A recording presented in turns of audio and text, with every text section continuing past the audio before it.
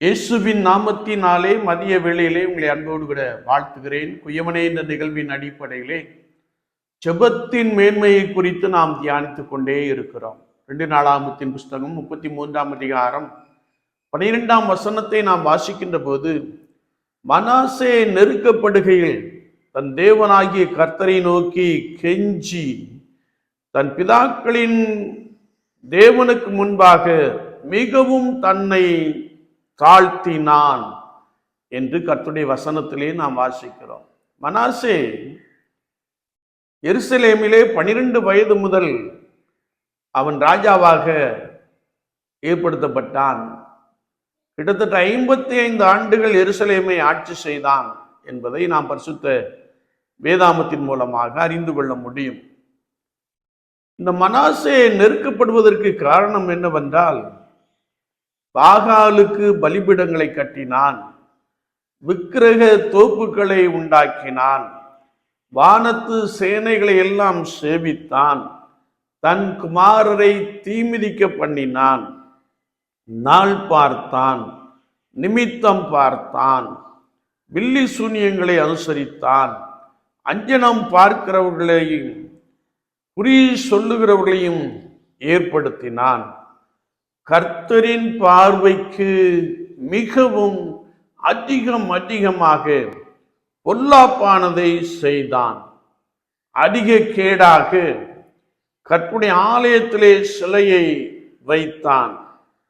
மனாசே யூதாவையும் எருசலேம் குடிகளையும் வழி தப்ப பண்ணினான்.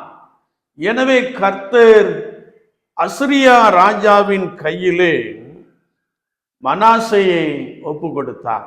வேதத்தை நாம் வாசிக்கின்ற பொழுது, மனாசே முட்செடிகளில் ஒளிந்திருந்த பொழுது அசிரிய ராஜா அவனை பிடித்து 2 வெண்கல சங்கிலிகளால் அவனை கட்டி பார்வோனுக்கு கொண்டு போனான் என்பதை நாம் வாசிக்கிறோம்.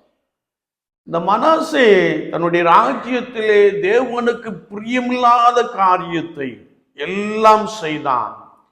எனவே அந்நிய ராஜாவின் கையிலே ஒப்பு கொடுக்கப்பட்டான். வேதத்தை நாம் வாசிக்கின்ற பொழுது மனாசே மிகவும் நெருக்கப்பட்டான்.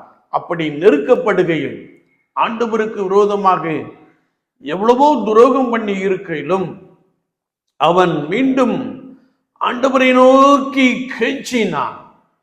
தன் பிதாக்களின் தேவனுக்கு முன்பாக தன்னை மிகவும் தாழ்த்தினான். ஆண்டவரை நோக்கி கெஞ்சி விண்ணப்பம் பண்ணின பொழுது கர்த்தர் அவன் விண்ணப்பத்தின் சத்தத்தை கேட்டு திரும்பவும் அவனை எருசலேமில் ராஜாவாக்கினார் என்று நாம் விதத்திலே வாசிக்க முடியும். அப்படி ராஜாவாக்கின பின்பு அவன் எவையெல்லாம் ஏற்படுத்தினானோ அவையெல்லாம் அகற்றிவிட்டு யூதா ஜனங்களை பார்த்து கர்த்தரை மாத்திரம் சேவிக்க வேண்டும் என்று சொன்னான். என்னை கேட்டுக்கொண்டிருக்கிற என் அன்பு சகோதரனே சகோதரியே, மனாசே ராஜா செய்த எல்லா காரியத்தையும் அவன் கர்த்தருடைய சமூகத்திலே அறிக்கையிட்ட பொழுது ஆண்டவர் மன்னிக்கிறதில் தயபெருத்தவர் என்ற வசனத்தின்படியே அவனை மன்னித்தார். தம்மிடத்தில் வருகிற எவரையும் புறம்பே தள்ளுவதில்லை என்ற வசனத்தின்படியே அவனை ஏற்றுக்கொண்டார். மீண்டும் ராஜபாரத்தை கொடுத்தார் என்பதை நாம் வேதத்தின் மூலமாக அறிந்து கொள்ள முடியும். விசுவாச வாழ்க்கையிலே நாம் கர்த்தருக்கு விரோதமாய் பாவம் செய்தாலும், நாம் கர்த்தருக்கு விரோதமாய் பலவிதமான தீமையான காரியங்களை செய்தாலும், நாம் உண்மையாக மனம் திரும்புகின்ற பொழுது, உண்மையாக நாம் வருத்தப்பட்டு கர்த்தரண்டை திரும்புகின்ற பொழுது, எப்பேற்பட்ட பாவமாய் இருந்தாலும், எப்பேற்பட்ட செய்கையாய் காணப்பட்டாலும், இயேசு கிறிஸ்து சிலுவையிலே சிந்தின இரத்தத்தினாலே நம்மை மன்னித்து ஏற்றுக்கொள்ள போதுமானவராக இருக்கிறார் என்பதை வசனம் மிக தெளிவாக கற்றுக் கொடுக்கிறோம். எனவே நீங்கள் தேவனுக்கு விரோதமாய் பாவம் செய்திருக்கலாம். ஆகையால் நீங்கள் நெருக்கப்பட்டிருக்கின்ற சூழ்நிலையிலே காணப்படலாம். கர்த்தருடைய விருப்பத்தை நிறைவேற்றாதபடிக்கு கர்த்தருக்கு விரோதமாய் ஓடிக்கொண்டு இருக்கலாம். ஆகையால் நீங்கள் நெருக்கப்பட்ட ஒரு சூழ்நிலையிலே காணப்படலாம். ஆனால் இந்த சூழ்நிலையிலும் நீங்கள் கர்த்தரை நோக்கி கெஞ்சி பிரார்த்தனை செய்கின்ற பொழுது ஆண்டவர் நம்முடைய பாவங்களை மன்னித்து நம்மை தம்முடைய சொந்த பிள்ளைகளாக ஏற்றுக்கொள்ள போதுமானவராக இருக்கிறார். மீண்டும் உங்களை நிலைநிறுத்த, மீண்டும் உங்களுக்கு ஆசீர்வாதத்தை கொடுக்க, மீண்டும் உங்களை மேன்மைப்படுத்த, கர்த்தராலே ஆகும் என்ற வசனத்தின்படியே உங்களை மேன்மைப்படுத்த போதுமானவராக இருக்கிறார். நாம் செய்ய வேண்டிய ஒரே ஒரு காரியம், கர்த்தருடைய சமூகத்திலே விழுந்து கிடந்து நம்மை தாழ்த்தி நம்முடைய செய்கைகளை கர்த்தருக்கு முன்பதாக அறிக்கை செய்கின்ற பொழுது அவர் நம்மை மன்னித்து ஏற்றுக்கொள்ளுகிறார்.